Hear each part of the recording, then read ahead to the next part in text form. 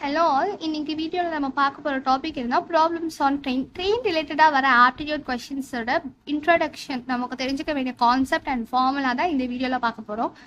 First நமக்கு தெரிஞ்சுக்க வேண்டிய பேசிக் ஃபார்முலா வந்து speed equal to distance by time. நம்ம டைம், ஒர்க் அண்ட் ஸ்பீட் அந்த கான்செப்ட் ரிலேட்டடாக ப்ராப்ளம் சால்வ் பண்ணும்போது இந்த ஃபார்முலா படிச்சிருப்போம். ஸோ இங்கேயும் நம்ம சேம் ஃபார்முலா தான் யூஸ் பண்ண போகிறோம். அண்ட் நெக்ஸ்ட் இதில் ப்ராப்ளம்ஸ் வந்து நம்ம 3 டைப்ஸாக கிளாஸிஃபை பண்ணுவோம். ஃபர்ஸ்ட் வந்து a train crosses a pole or post or a tree or a man. அது மாதிரி டைப்பில் ஒன்று கேட்பாங்க. ஒரு ட்ரெயின் வந்து ஒரு மேனை இந்த ஸ்பீடில் வந்து க்ராஸ் பண்ணிச்சு அண்ட் அப்போ வந்து அது எடுத்துக்கிற டைம் என்ன, டிஸ்டன்ஸ் கொடுத்துட்டு அந்த மாதிரியான கொஷின்ஸ் வந்துச்சுன்னா அதை ஒரு அப்ரோச்சில் சால்வ் பண்ணுவோம். Next a train crosses a bridge or tunnel or platform, அது மாதிரியான கொஷின்ஸ் செகண்ட் டைப். தேர்ட் வந்து தியரி ஆஃப் ரிலேட்டிவிட்டி. இந்த தியரி ஆஃப் ரிலேட்டிவிட்டியில் வந்து நமக்கு ரெண்டு சப்டிவிஷன்ஸ் அகைன் இருக்குன்னா, ரெண்டு ட்ரெயின் வந்து சேம் டைரக்ஷனில் போகுது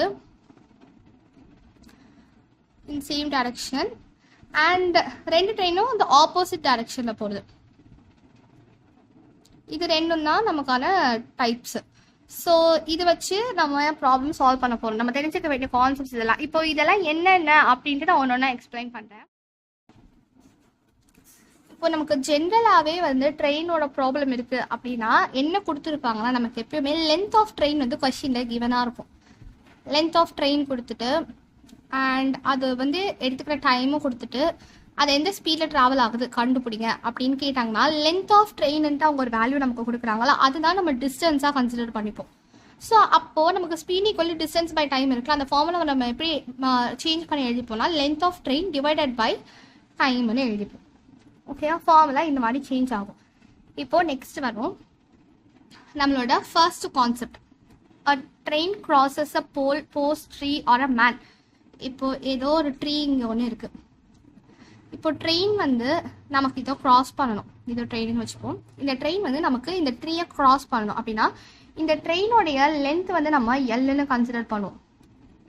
அதை எதிர உங்கள் கொஸ்டினில் கொடுத்துருக்கலாம், இல்லை நம்ம கண்டுபிடிக்கிறதா கூட இருக்கலாம். இது வந்து ட்ரெயினோட லென்த்து எல். இப்போ நம்ம எப்போ இந்த ட்ரெயின் வந்து இந்த ட்ரீயை க்ராஸ் பண்ணிடுச்சின்னு சொல்லுவோம், எப்போ இந்த ட்ரெயினோடைய இந்த பார்ட் ட்ரீயோட இந்த பார்ட்டை மீட் ஆகுதோ அப்போ தான் இந்த ட்ரெயின் இதை க்ராஸ் பண்ணிடுச்சின்னு சொல்லுவோமா. ஸோ அப்போ வந்து இதோட டிஸ்டன்ஸ், இதோட ஃபார்முலா எப்படின்னா speed equal to length of train by time.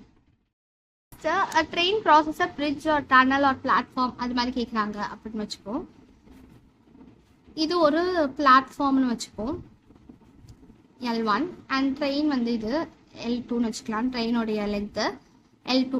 இப்போ இந்த ட்ரெயின் எப்போ இதை க்ராஸ் பண்ணிடுச்சின்னு சொல்லுவோம், இதோட ட்ரெயினோட இந்த பார்ட் எப்போ இங்கே வருதோ அப்போ தானே அது இதை க்ராஸ் பண்ணிடுச்சின்னு சொல்லுவோம். அப்போ இங்கே ஃபார்முலா எப்படி வரும், speed equal to distance by டைம்னு நமக்கு தெரியும். இங்கே டிஸ்டன்ஸ்ன்றது என்ன வரும், அது இங்கே இருந்து இந்த பார்ட் வரைக்கும் கவர் பண்ணணுமா டிஸ்டன்ஸ். அப்போது L2வையும் L1ஐயும் ஆட் பண்ணணும்ல, L1 + L2 divided by time. இதுதான் வந்து நமக்கு formula. Bridge or tunnel or platform அப்படின்னு கொஸ்டினில் மென்ஷன் பண்ணியிருக்காங்க, அதை க்ராஸ் பண்ணுறது ட்ரெயின்னா இந்த ஃபார்முலா யூஸ் பண்ணணும். Next third type, theory of relativity. Theory of ரிலேட்டிவிட்டியில் அகைன் நமக்கு ரெண்டு டாபிக் இருக்குதுன்னு சொன்னோமா. அதில் ஃபர்ஸ்ட் வந்து 2 trains in same direction. Same direction தான் என்ன அர்த்தம், ரெண்டு ட்ரெயினுமே நமக்கு ஒரே டைரக்ஷனில் மூவ் ஆகுதுன்னு அர்த்தம். இப்போ ரெண்டு பிளாட்ஃபார்ம் இருக்குது. இது வந்து ட்ரெயின் 1, அதோட லென்த் L1 அண்ட் அதோட ஸ்பீட் வந்து U1. நெக்ஸ்ட்டு அது இன்னொரு ட்ரெயின் இருக்குது, அதோட லென்த் வந்து L2 அண்ட் அதோட ஸ்பீட் V1. ரெண்டுமே பேரலல் ட்ராக்ஸில் மூவ் ஆகுது. ஸோ அப்போது அதோடைய ஸ்பீட் எப்படி இருக்கும், இப்போது ரெண்டு ட்ரெயினுமே ஒரே ஸ்பீடில் தான் மூவ் ஆகுது நம்ம வச்சுப்போம். இது நம்ம ரியல் லைஃப் எக்ஸாம்பிளோட கூட பார்க்கலாம். இப்போது இந்த ட்ரெயின் 1ன்றது 50 km/h ஸ்பீடில் போகுது அண்ட் ட்ரெயின் 2 50 km/h ஸ்பீடில் போகுது. இப்போ நம்ம இதில் ஏதோ ஒரு ட்ரெயினில் இருந்து இன்னொரு ட்ரெயினை பார்க்கும்போது நமக்கு அது மூவ் ஆகிற மாதிரி தெரியாது, ரெண்டுமே ஒரே இடத்துல நிற்கிற மாதிரி தான் தெரியும். அது ஏன் அப்படின்னா ரெண்டுத்தோட ஸ்பீடும் நமக்கு மைனஸ் ஆகிடும். ஸோ அப்போ speed equal to L1 + L2 divided by U1 - V1. ஸ்பீட்ஸை வந்து நம்ம மைனஸ் பண்ணணும். இப்போ 2 trains ஆப்போசிட் டைரக்ஷனில் ட்ராவல் ஆகுதுன்னா இது ட்ரெயின் 1, அதோட லென்த் L1ன்னு எடுத்துப்போம். இது இந்த டைரக்ஷனில் U1 ஸ்பீடில் போகுது.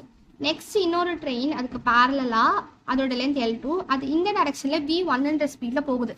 இப்போது இதோட ஸ்பீடு வந்து ஒரு 70 km/h, இந்த ட்ரெயினோட ஸ்பீடு வந்து 40 km/h.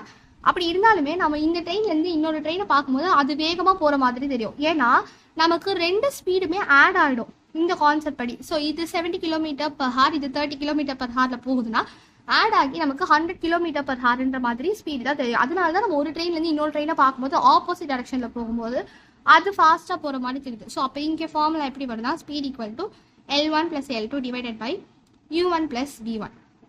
அவ்வளோதான். நம்ம நெக்ஸ்ட் வீடியோவில் இதோட ப்ராப்ளம்ஸ் எல்லாம் சால்வ் பண்ணலாம். தேங்க்யூ.